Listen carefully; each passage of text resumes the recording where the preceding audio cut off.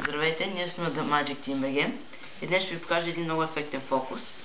Но за целта ще ми трябват 4 горни карти, които са асо купа, асо спатия, асо каро и асо пика. Така, сега ще вземем тези 4 аса и ще ги оставим тук. След това ще ни трябват и също 4 валета. Валет купа, валет спатия, валет каро и валет пика.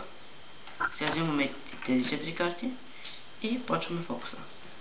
Взимаме 4 валета, слагаме ги върху първия туз, тръскаме, ето го първия туз, слагаме ги върху втория туз, ето го туз, върху третия туз, ето го туза.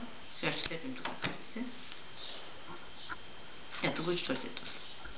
Но за да стане по-ефектно, нека направим нещо друго. Сега ще разтърскам картите върху 4 туза и ще допълним до Royal Flush. Това беше трика, много ефектен. Абонирайте се за нашия канал и на 500 лайка ще пуснем инструкциите за този трик, който е много ефикасен. До следващия път. Поздрави от екипа. Виждане.